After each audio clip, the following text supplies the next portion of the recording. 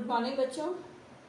हम कर रहे हैं एक्सरसाइज 3.1। आपको पता है रिवीजन में मैं करवा चुकी हूँ और कुछ बच्चे बोल रहे हैं कि वीडियो हो गया है उनमें से, तो आपको पुराना वीडियो मैं शेयर कर दूँगी। अभी फ़िलहाल देखिए आप एक्सरसाइज 3.1। तो 3.1 में क्वेश्चन नंबर हम शुरू कर रहे हैं आज। क्वेश्चन नंबर 4 देखिए आप। क्वेश्चन नंबर 4 में एक आपको टेबल दी हुई है जिसमें आपको त्रिभुज के तीनों कोणों का योग बता रहा है, चतुर्भुज के चारों कोणों का योग बता रहा है और पंचभुज के पांचों कोणों का योग, षटभुज के 6 कोणों का योग।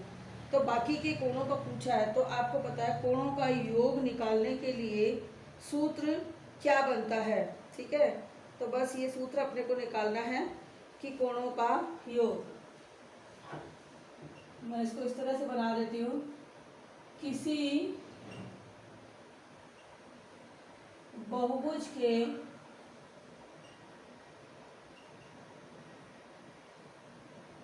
कोणों का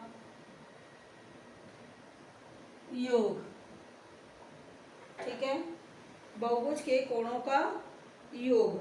अब उसका सूत्र क्या है, ये होता है n-2 गुणा 180।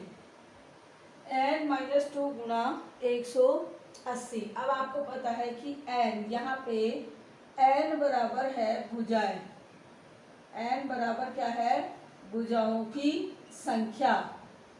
क्या है, n बराबर भुजाओं की संख्या है कि कितनी भुजाएं हैं। अब अपन देखें कि त्रिभुज के तीनों कोणों का योग, जैसे इसमें पहला है त्रिभुज।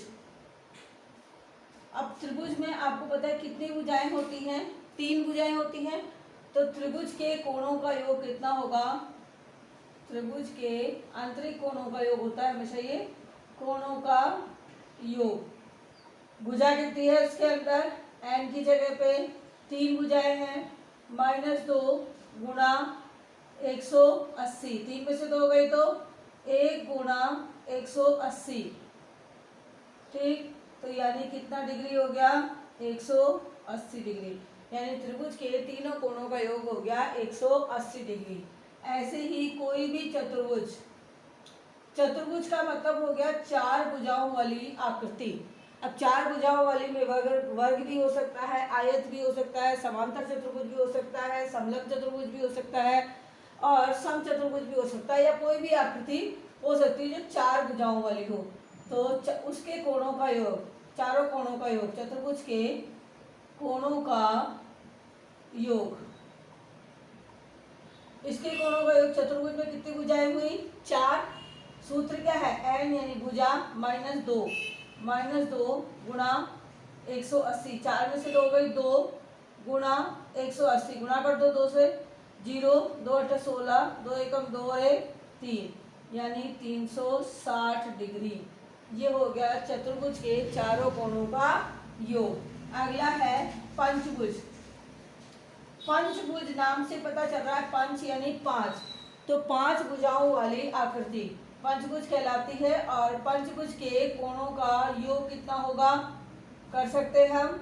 पंचभुज के कोणों का योग है, पंचभुज में 5 भुजाएं, -2 गुणा 180। 5 में से 2 गई, 3 गुणा 180, गुणा कर दो, 0 3 8 24, हासिल की 2, 3 एकम 3 और 2 5, 540 डिग्री। हमें पता होना चाहिए कि पंचभुज के पांचों कोणों का योग कितना हो गया, 540 डिग्री। ऐसे ही षडभुज,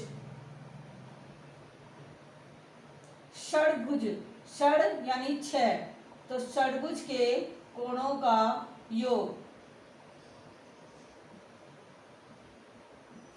कितना हो गया, 6 -2 गुणा 180। 6 में से 2 गई तो 4 गुणा 180, गुणा कर दो, 0 4 8 32, 4 एकम 4 और 3 7, यानी 720 डिग्री। ये तो हो गए आपके षडभुज के जो चित्र बना के दे रखे हो, मैंने सीधे वैसे लिख दिए।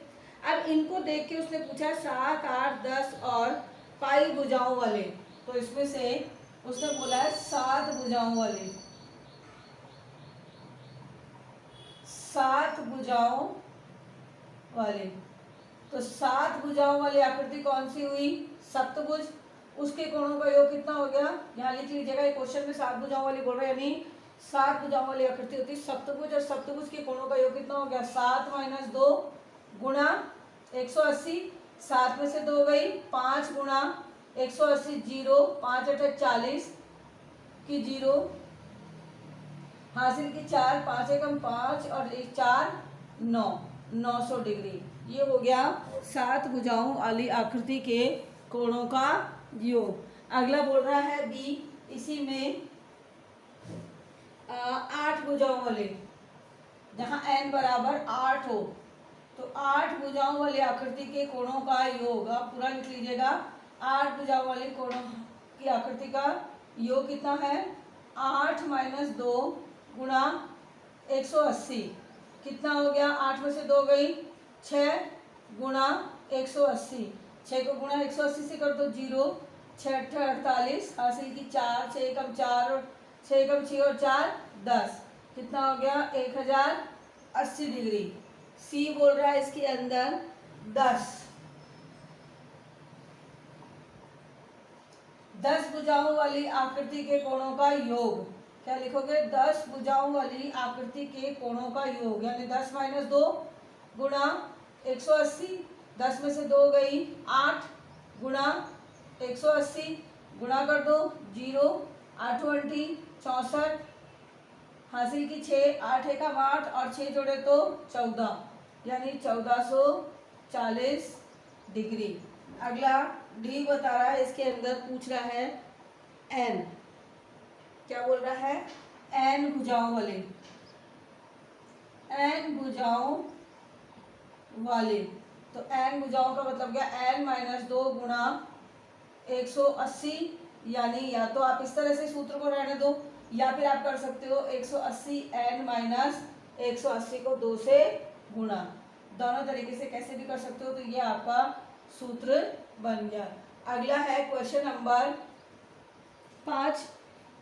क्वेश्चन नंबर 5 में बोल रहा है कि समबहुभुज क्या है, यानी नाम बताओ।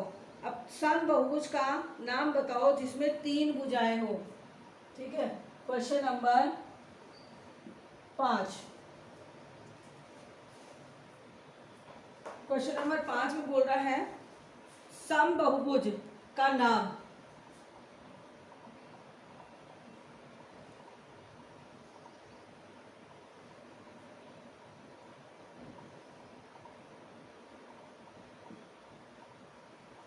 समबहुभुज यानी कि समान भुजाएं, भुजाओं की आकृति लंबाई समान, वो कहलाती है समबहुभुज। अब इसमें 3 भुजाओं वाली क्या होगी? जिसमें तीनों भुजाएं समान लंबाई की हो, 3 भुजाएं, तो 3 भुजाओं वाली आकृति कहलाएगी। कौन सी आकृति कहलाएगी? त्रिभुज। कौन सा होता है जिसकी तीनों भुजाएं समान होती हैं? कौन सा कहलाता है? समबहुभुज, यानी कि एक होता है जैसे विषम बाहु, ऐसे ही त्रिभुज कहलाएगा समबाहु। क्या कहलाएगा? समबाहु त्रिभुज। तीनों भुजाएं समान होती है समबाहु त्रिभुज, 2 भुजाएं समान होती है समद्विबाहु त्रिभुज, और अगर सारी भुजाएं अलग अलग हो, एक भी समान नहीं हो, तो त्रिभुज होता है विषम बाहु। अगला बोल रहा है 4 भुजाएं।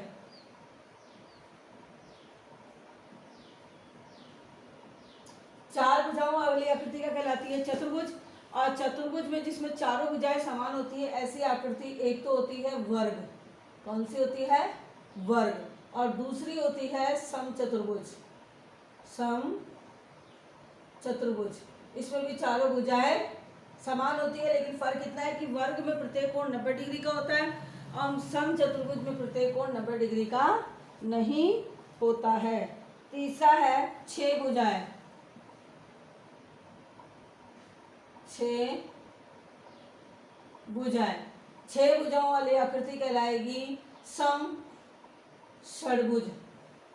सम षडभुज का मतलब है 6 भुजाओं वाली ऐसा बहुभुज, ऐसी आकृति जिसकी 6 की 6 ही भुजाएं समान लंबाई की हो, वो कहलाएंगी समषडभुज। तो ये हो गए आपके क्वेश्चन नंबर 4 और 5 हो गए हैं। कल हम करेंगे क्वेश्चन नंबर 6 और एग्जाम की तैयारी करते रहिए। Thank you.